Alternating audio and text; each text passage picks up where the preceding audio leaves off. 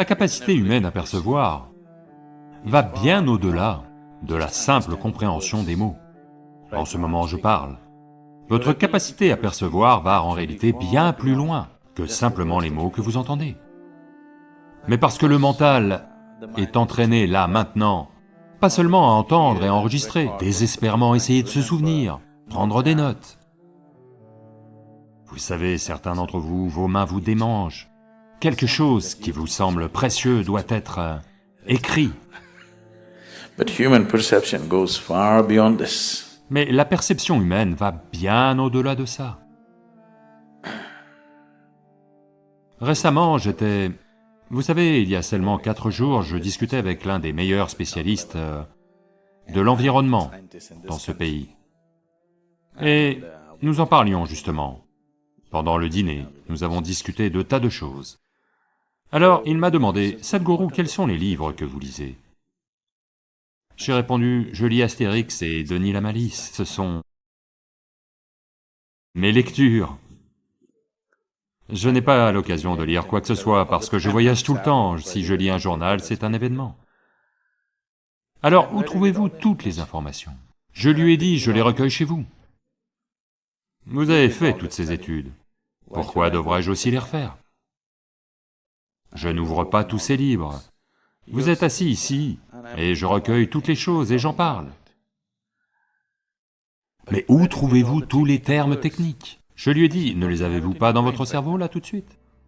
Je peux les recueillir chez vous, tout ce que je veux. Je ne vais pas aller étudier toutes ces bêtises, parce que de toute façon, le jargon ne veut rien dire pour moi. Parce que la perception humaine va bien au-delà de ça. C'est pour ça que je vous répète sans cesse, soyez juste avec moi, soyez juste avec moi. Si vous pouvez simplement être avec moi, votre capacité à percevoir ceci va bien plus loin que d'écrire chaque mot de ce qui est dit. Si vous avez tous ces mots, vous ne saurez toujours rien. En fait, dois-je vous révéler le secret? Achetez-vous un dictionnaire Oxford. Tout ce que je dis y est déjà. Non, vous devez juste le réordonner. Vous n'irez nulle part de cette façon. Améliorer la perception est très important, car il n'y a que ce que vous percevez que vous savez. Le reste n'est qu'histoire et imagination, n'est-ce pas?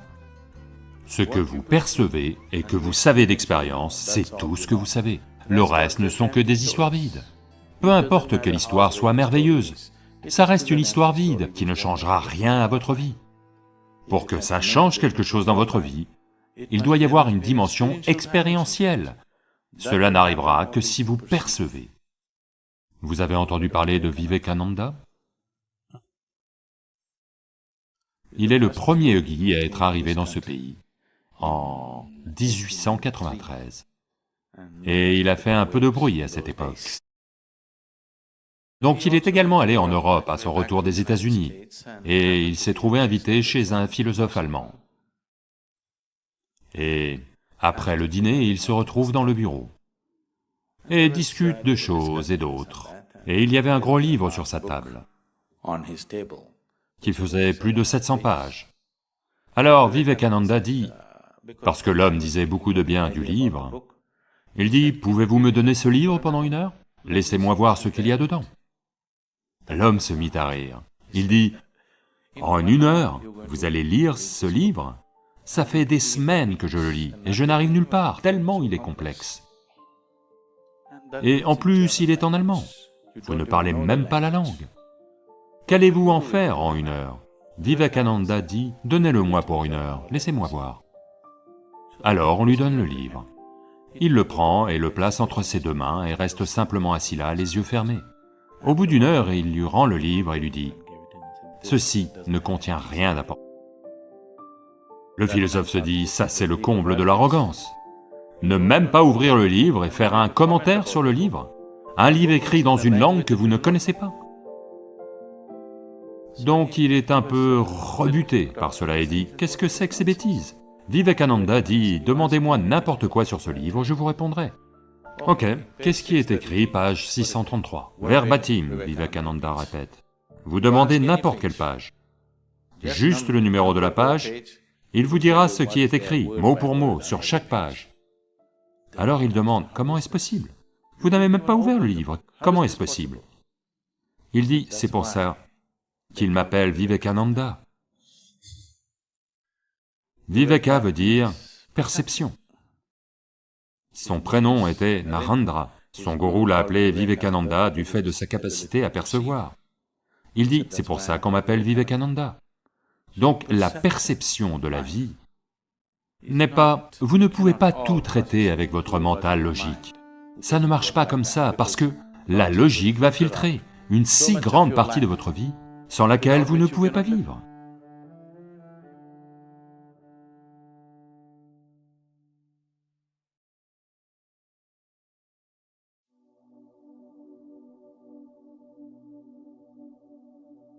Quel est le secret de votre joie? Lao Tzu a dit, oh ça, pour cela vous faites une chose tous. Commencez aujourd'hui, d'accord? C'est un exercice simple que tout le monde doit faire. À la fin de la journée, asseyez-vous sur votre lit et repensez à toute votre journée.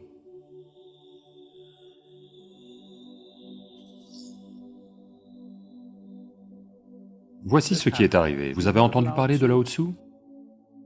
Lao Tzu. Lao Tzu est un illustre maître zen célébré aujourd'hui. Même à l'époque, il a rassemblé un certain nombre de disciples autour de lui. Cela fait partie de la tradition zen. Lorsque le maître ou le gourou est mourant, les gens se rassemblent autour de lui pour un dernier message.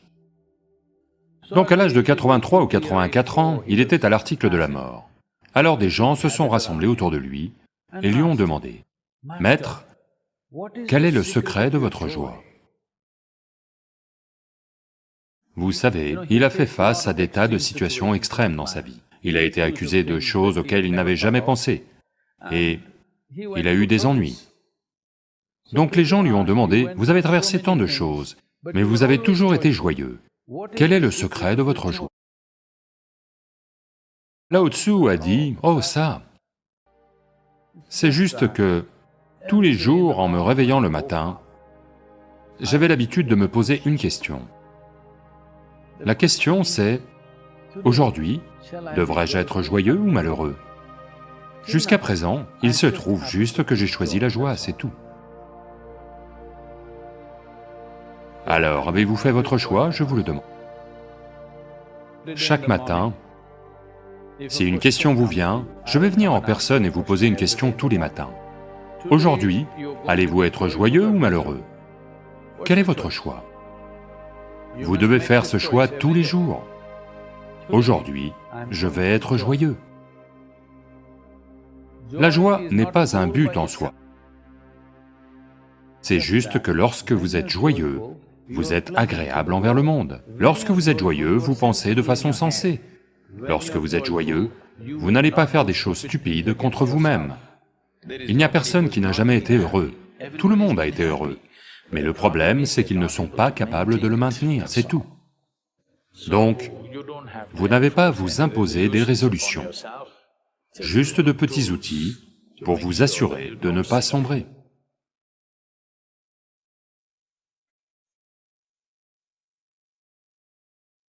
Supposons que votre vie arrive à son terme.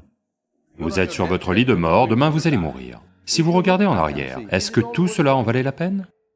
Avez-vous fait des choses que vous vouliez vraiment faire? N'y pensez pas à la fin de votre vie, vous devez le faire au début de votre vie. Supposons que vous soyez sur votre lit de mort, vous allez mourir, vous avez peut-être vécu 100 ans, mais regardez en arrière et voyez. La vie a-t-elle valu le coup? Avez-vous fait des choses qui comptent vraiment pour vous ou non? Parce que la plupart des gens ne deviennent francs que lorsque la mort est imminente. Autrement, ils savent comment se mentir à eux-mêmes et à tout le monde. La plupart des gens ne disent la vérité que quand vous leur mettez un pistolet sur la tempe, malheureusement.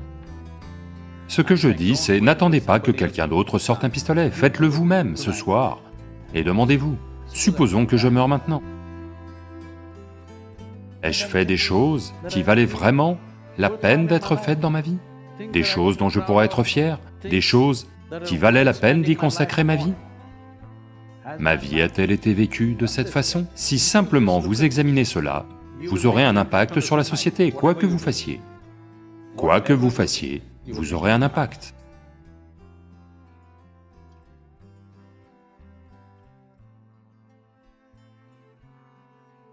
On ne sait pas ce que vous pouvez et ne pouvez pas faire dans votre vie. Si vous allez devenir l'homme le plus riche du monde, ou la plus belle femme de la planète, gravir le mont Everest, ou battre Monsieur Bolt aux 100 mètres, je ne sais rien de tout ça. Mais chacun de vous peut s'efforcer de devenir un être humain merveilleux, et personne ne peut vous en empêcher. Ni les gens, ni les situations du monde, ni les intempéries ne peuvent vous empêcher de vouloir être un être humain merveilleux, personne pour vous arrêter. Donc je veux que vous fassiez une chose simple. Écrivez 3 choses. Écrivez 3 choses lorsque vous rentrez chez vous, qui, selon vous, font qu'un être humain est un être humain merveilleux. Juste 3 choses. Et faites-en une réalité dans votre vie, ce que vous pensez être le plus élevé. Ne faites pas ce que je veux, s'il vous plaît, faites ce que vous voulez. Dans votre vie, si vous ne faites pas ce que vous voulez, ça va devenir une vie gâchée. Vous n'avez pas à faire ce que quelqu'un d'autre veut, mais 3 choses qui, selon vous, feront d'un être humain un être humain vraiment merveilleux. Ces 3 choses, faites-en une réalité.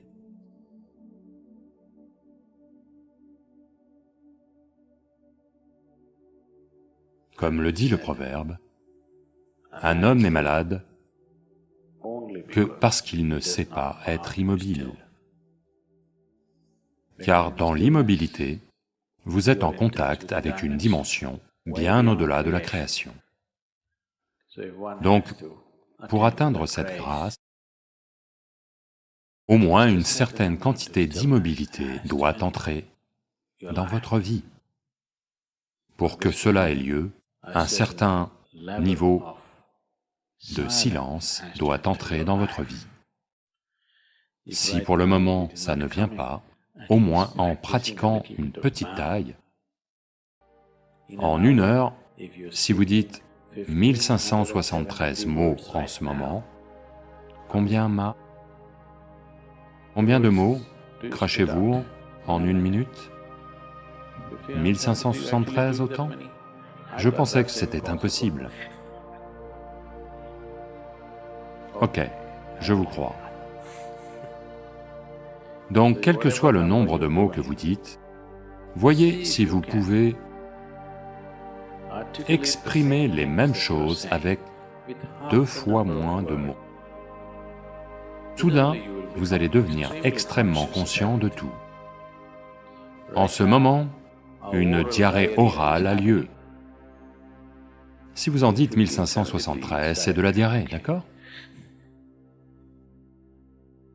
Maintenant, si vous devez retenir la moitié des mots, tout en disant les mêmes choses, maintenant vous devez être très conscient, autrement vous ne pouvez pas les dire. Essayez juste ceci et voyez. Demain, un jour,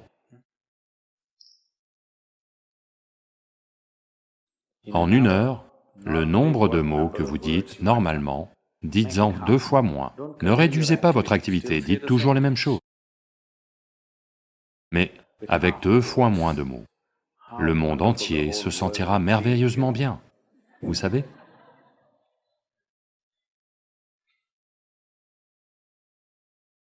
Le monde sera un endroit merveilleux, je vous le dis, demain, si tout le monde fait ça. De nombreux mariages seront sauvés.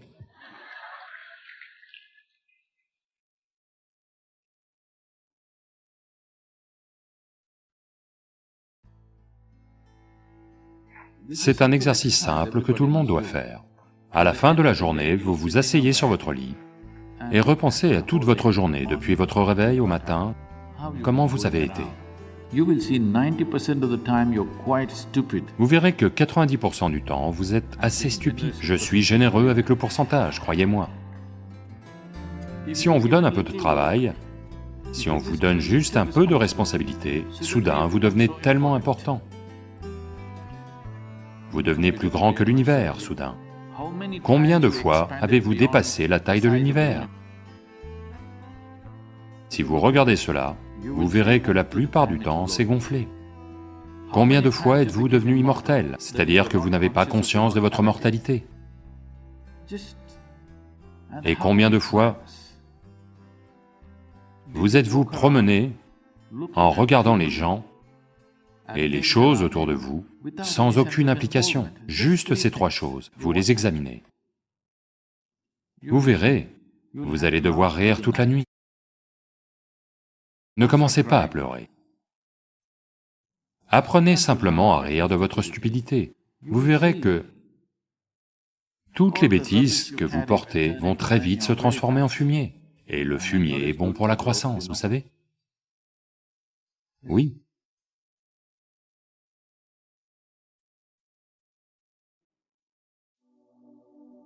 Dans les 12 prochains mois, vous vous rendez de telle manière que vous n'êtes pas le problème dans votre vie, pas du tout. Pouvez-vous faire cela? Vous le méritez, je vous le dis. De ne pas être le problème.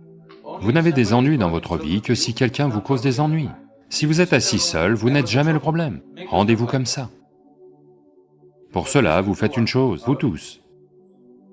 Commencez aujourd'hui, d'accord? Une chose que vous ne voulez pas être, un petit aspect, d'accord? Laissez-le tomber aujourd'hui.